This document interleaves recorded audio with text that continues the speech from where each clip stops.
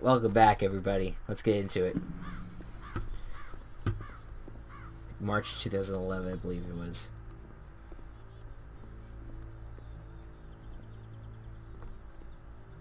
I intend to be quick.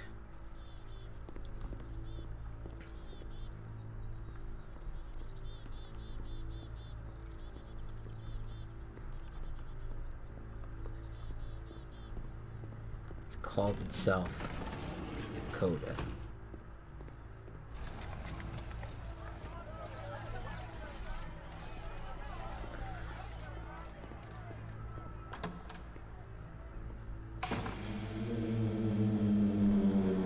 And of course, it's the machine.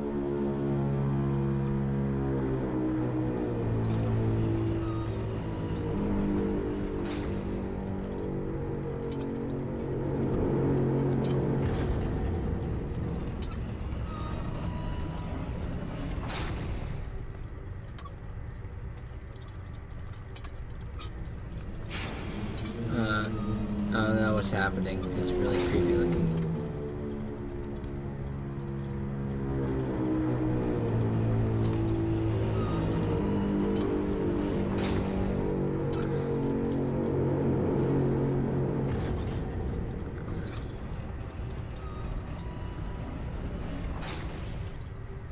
This is so bizarre.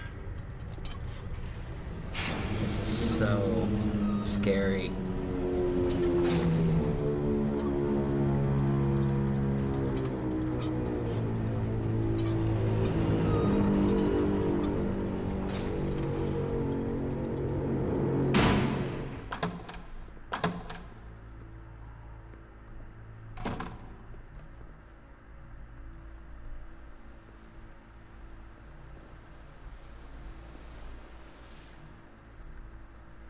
A troubling revelation. The machine will not apologize to us. We will find a way to live without it. We do not need its games. And we are stronger than it thinks we are. Let's play its perseverance and let's show it that we are not failures. Follow me. We'll destroy the machine.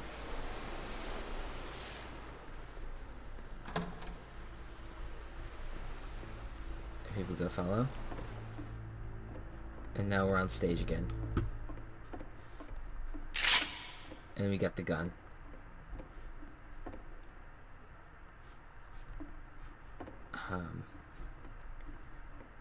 Hello?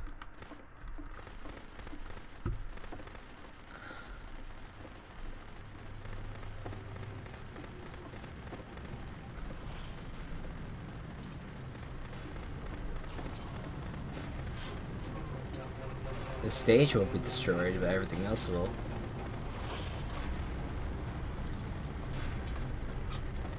Oh my god. So now the work is becoming self-destructive.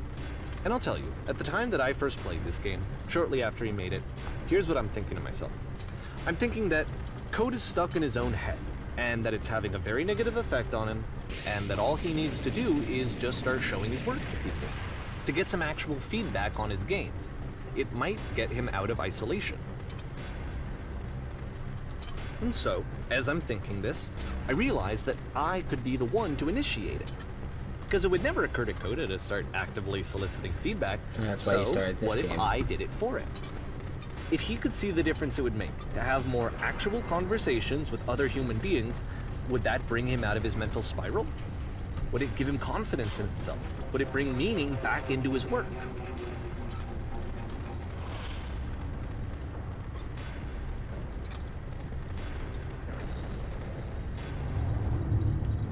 So I started showing Coda's work to people. I took this one, and the islands which you just played, the theater, the notes, the house cleaning game, and some of the prison escape games. I brought them to people that I knew and trusted. I asked their opinions. And the great part is that they really loved his games. You know, the point of it all was just to give him some external reference point, but they genuinely loved his work. There was nothing for him to be afraid of.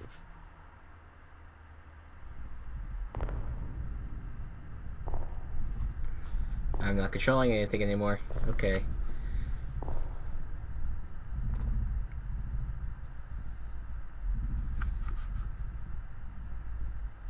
Put down your weapon. E.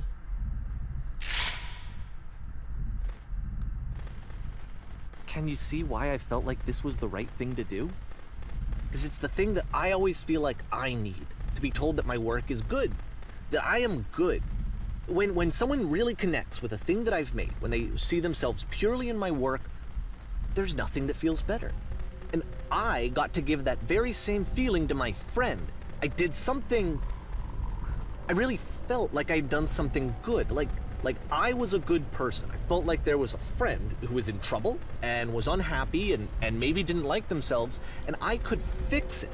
If I could give him this gift, maybe I could fix the best feeling. Sorry, guys. Absolute best feeling. It made me feel so happy. So beautifully, beautifully happy. Hold on a second. I'm sorry. It paused for a second. It did because my fucking computer decides to say, "Oh, we got a new update. Sorry to interrupt your recording." Fuck you, computer. Anyways, so if you just missed anything that he just said, it was basically saying how the games were making other people happy, and that made him feel very happy, and so you would think that would make Coda happy.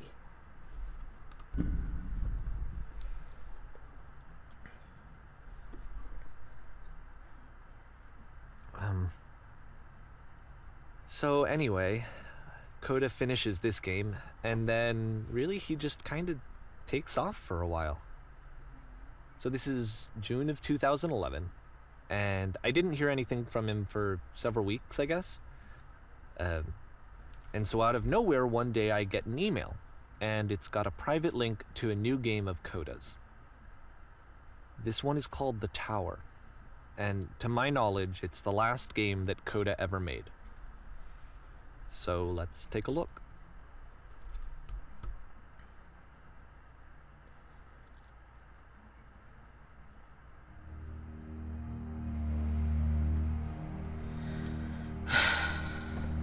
The emotions are real in this one. Holy shit. And this is where I have trouble saying anything meaningful about Coda's work. Because more than anything else, the tower just feels distant. It feels like it's trying to distance itself from the world. It's a very cold game.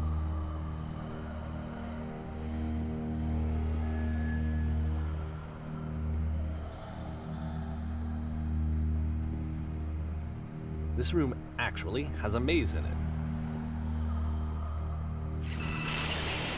Holy shit. Except that all the walls of the maze are invisible.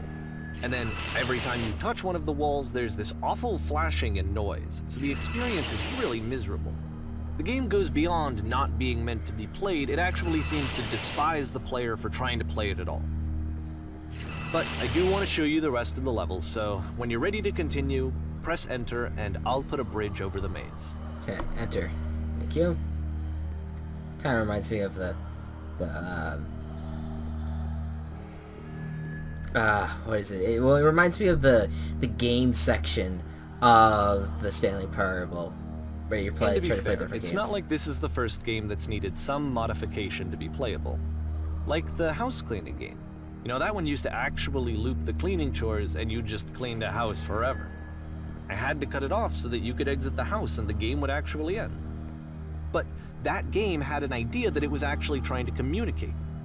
What's the deeper idea behind the invisible maze? Is that he's a tortured soul. Or he feels like there's like these walls that he doesn't understand why there are walls there, or if there are walls there, I guess. And that he just feels tortured every single time he walks into them because he doesn't realize that they're there in front of him, and then all of a sudden it's there. That's how I'm interpreting it. And then there's this puzzle. The only way past this challenge is to randomly guess the 6-digit code. Like the invisible maze, it's frustrating to me, because it's the opposite of everything else that Coda has made. It doesn't encourage thought or engagement. It doesn't ask anything of me, except a lot of my time. If I could have reached him during this time, then maybe I could have asked him, but I couldn't. I still don't really understand why this is here. I'll put the code on the ground for you here, though, so that we can move on. Okay.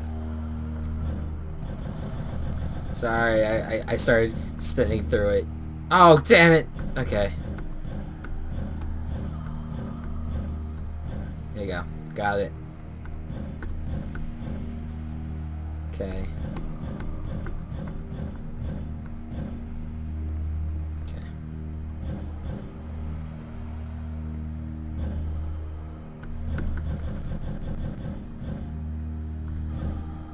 There you go. 151617 15 16 17.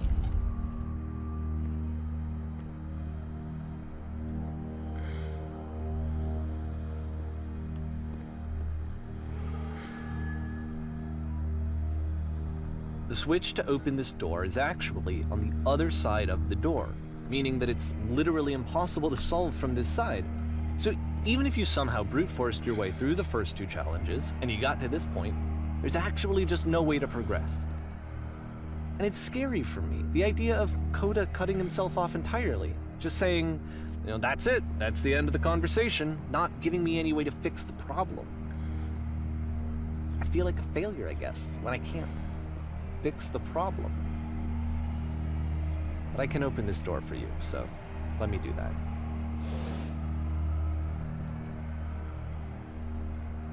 Yeah, see, there's the solution. Was I a failure for not understanding this game?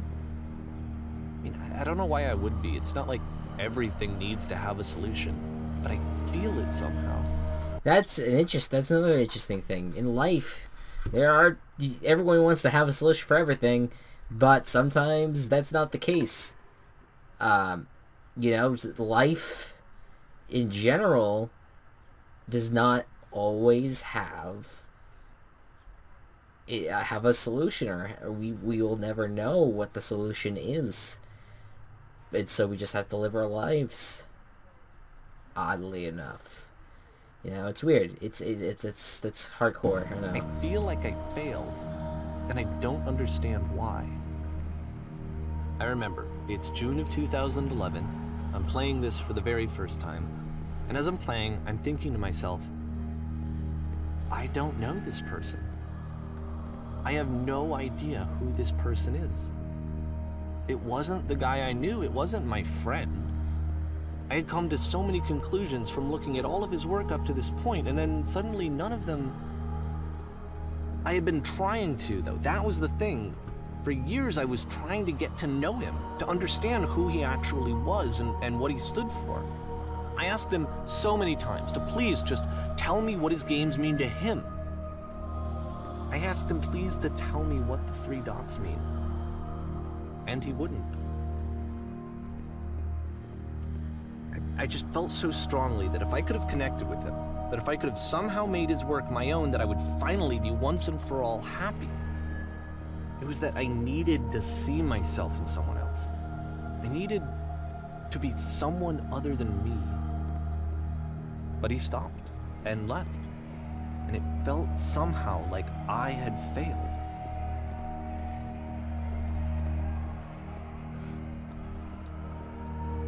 I'm so confused. Where did I screw up?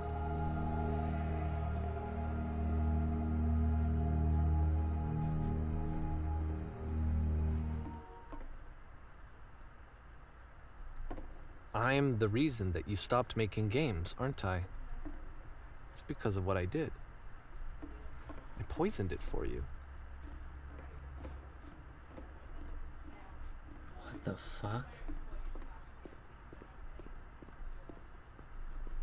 I don't think I ever told you this, but when I took your work and I was showing it to people, it actually felt...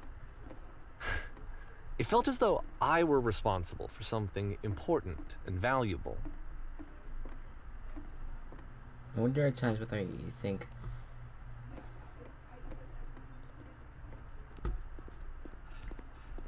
Okay. And the people who played them They treated me like I was important. They really listened and cared about what I had to say. Even though I was showing your work, I felt good about myself. Finally. For a moment, while I had that, I liked myself. Okay, so you're so infected by you so infected my personal space that it's possible I did begin to plant solutions in my work somewhere hidden behind games. If there's an answer I'm meaning, would it make you any happier? Would you stop taking my games and showing them to people against my wishes? Giving them something that is not yours to give? Violating the one boundary that keeps me safe? Would you stop changing my games? Stop adding lampposts? What the fuck? Would you simply And let then them you be what they stopped. are? And I didn't have anything left to show people. I just had to be with myself. And as soon as that happened, there was no feeling at all. Nothing. Less than nothing. What does that mean?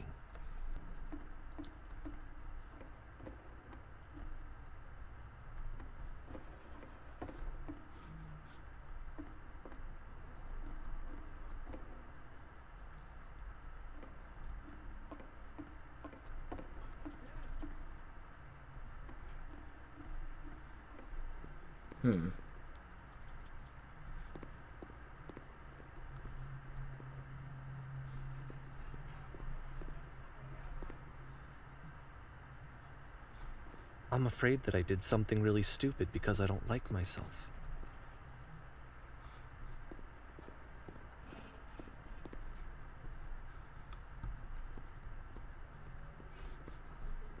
Same solution? That's why I'm releasing this collection of your work, is because I haven't been able to find any other way to reach you. I've tried everything. And so a part of me has hope that if I put this compilation out into the world, and if I put my name on it, that maybe enough people will play it so that it'll find its way to you, so that I can tell you that I'm sorry. I know I screwed up. If I apologize to you truly and deeply, will you start making games again? Please, I need to feel okay with myself again. And I always felt okay as long as I had your work to see myself in. I mean, is something wrong with me? Because I know that I did an awful thing, and I'm doing it again right now. Like, I'm showing people your work, but I can't stop myself from doing it. That's how badly I need to feel something again, like I'm an addict. There has to be something wrong with me. Can I apologize? What if I tell you I was wrong? Will that work? Will that fix it? I don't know. I don't think it will, but there's nothing else that I can do. Just tell me what you want. I'm sorry. I'm sorry. Please, start making games again. Please help me. Please give me some of whatever it is that makes you complete. I want whatever that wholeness is that you just summoned out of nothing and you put into your work. You were complete in some way that I never was. And I want to know how to be a good person. I want to know how not to hate myself. Please. I'm fading, and all I want is to know that I'm going to be okay. Holy shit. And then my family screaming from downstairs. Wait. Wow. Wow. So Coda's not actually, like, depressed, I guess? And it was David showing off the games to other people, putting your name on it. So David's just a demented... Well, I shouldn't say that. But he needs, like, the satisfaction from showing off games to people that isn't his. That's crazy. But that is realistic, though, at the same time. I guess that is a form... that's something that people have done in the past, you know? To make themselves feel better. They'll show people other people's work in order to feel better about them. And, like, it's almost like... Okay, so let's say you see a YouTube video and you love the YouTube video. You find it very funny, but you don't think that any of your friends have seen it. So you show that video to other friends, and they love it, and they're laughing. And now it's like you created that video. It's like you had this, like you have that satisfaction that the creator might have with releasing that video, but you didn't make it.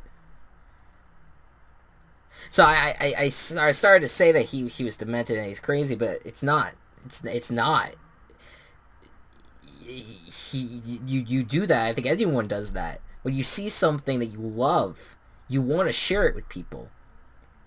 Even if you acknowledge who made it, you're sharing it with people and you're trying to get a response from them that would make you feel good. Shit. Okay. The epilogue.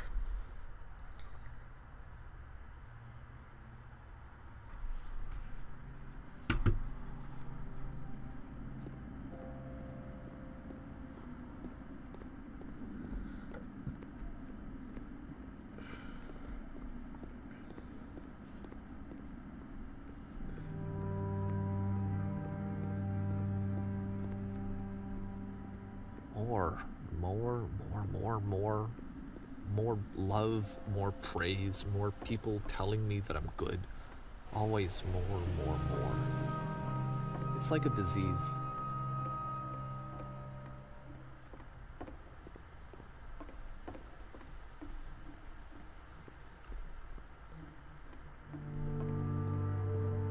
We get on the train, I guess?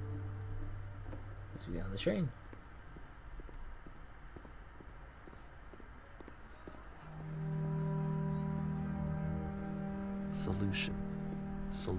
Solution.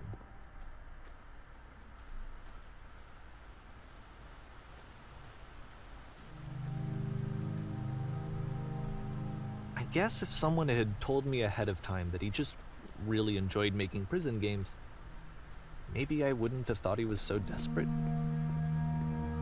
I wouldn't have told so many people that he was depressed.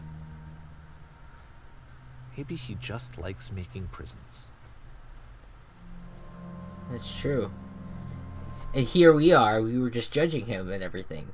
Like when we talked about the invisible walls, I was like, oh, he must feel closed in or whatever. But it's not. He just wants to fuck with you. But that whole last level was meant to prove a point. But still, it's just a game that he wanted to make. It just had nothing to do with depression.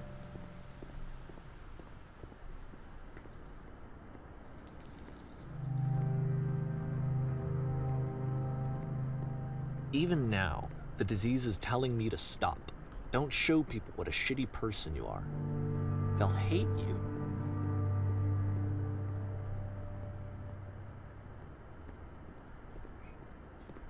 Well, okay, yeah, I do want to apologize too for saying anything bad about people that may do that, because that was like a first reaction, and that's going back, I guess, to why that people have flaws and people are imperfect, wow. This is powerful. It's all hell.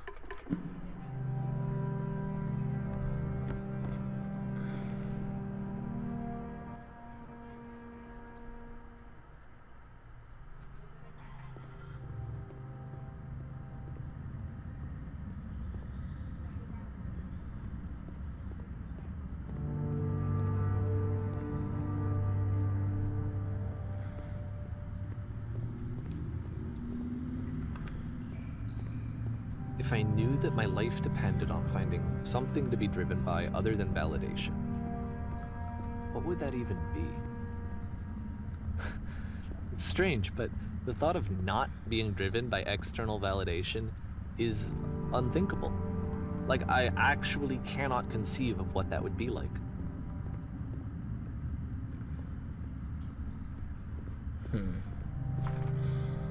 It's very interesting. It's very interesting. What now?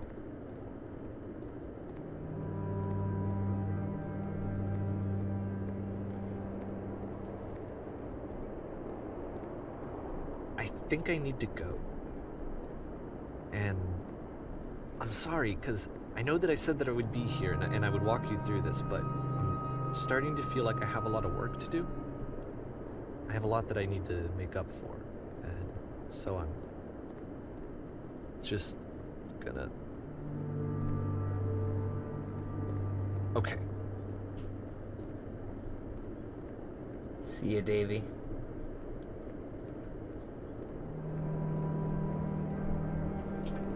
Wow. It's desert figures.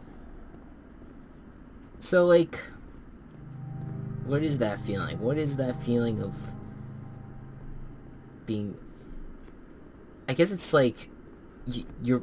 It's not that you need external validation, you should just be proud that you were able to make it, that you were able to make a game, that you have the ability to do so, that you're able to make something like this. You don't necessarily need the validation. The fact that you did it, I guess, is what you need. I don't know. That's why I'm at.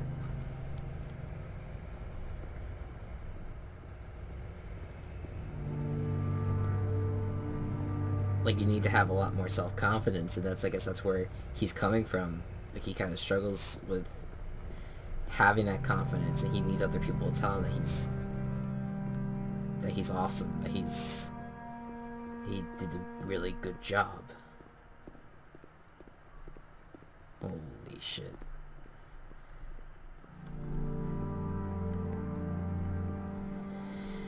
Whew.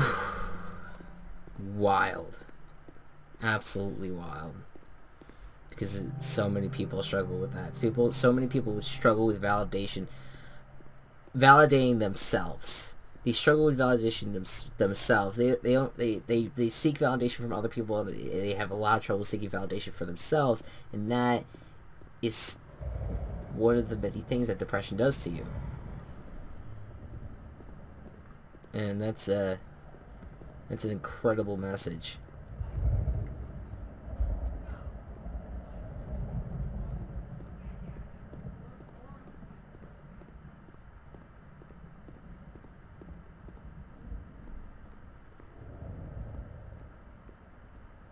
Oh, and then there's the laser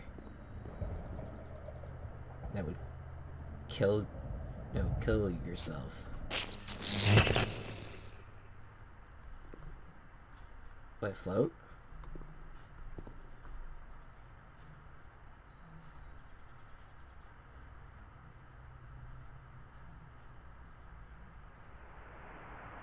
Holy shit.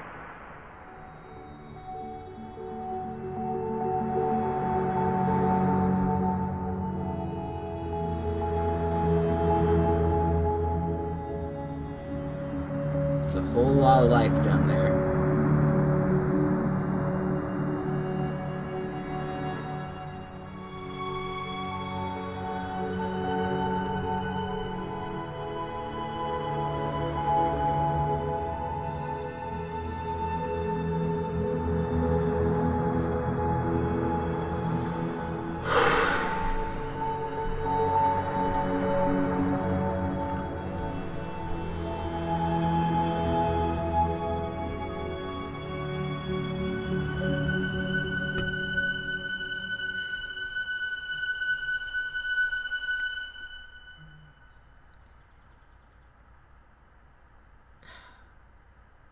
Turn back,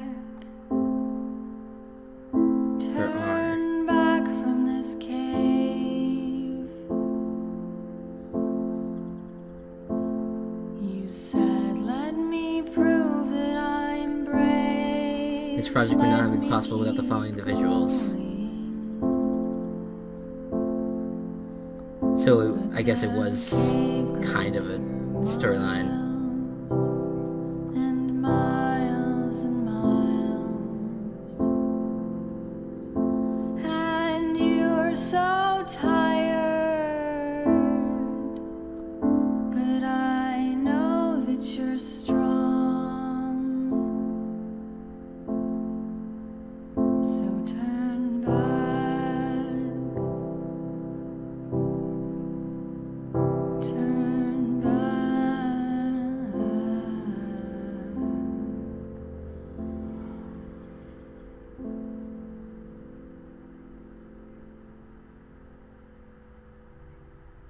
Wow. And that's that. So I've been trying to interpret this game for an hour and a half now, and this is it. I do want to start with this. My comment when I said that he was demented, or when I said that's crazy. When I initially said that, I took it back right away. I did apologize about it, but I cannot emphasize enough that people should not do that when, especially if you're talking about a subject of mental illness. I realized immediately after I said that he may struggle with mental illness, and and even if they don't struggle with mental illness, you shouldn't really say that about someone. So I do want to apologize about that. That was my initial reaction, because that was just wrong. You should not do that, and I do apologize for saying that. To go on to the interpretation of this game, you can say right now that whole game was looking through the struggle of someone that may have depression or may have anxiety, and is searching for validation, and is searching to be accepted, and to have people look at the work there and praise it, and have that, and the person feeling validated because of it, but they can't self-validate. And I talked about it a little bit when I was walking down that hallway, that is something that many people struggle with, is self-validation. Validating yourself and not seeking validation from others. And that's something that people struggle with, and it's definitely was evident during this game, and I think that was a major part of the game. Another interpretation of it could be what the meaning behind all of it was, to say that you can't really interpret it. You can't. The interpretation is that you can't interpret it to read a person. Like I just said, like, I mean, you know, oh, maybe he struggles with depression and anxiety, but who knows? Who really knows until you get to know the person and you understand that person? You cannot judge someone for what games they made. You can't judge someone for what movies they made or what books they wrote. That's not a way to judge someone. You judge someone by getting to know them personally. And to just assume that something is wrong with someone because they make these dark games or do dark things, it's not right. And that also plays to the stigma of mental illness, that, you know, we look at what someone that may have mental illness and look at it and almost shun it, and almost like make it seem like that what they're doing is dark, but that's not necessarily the case ever.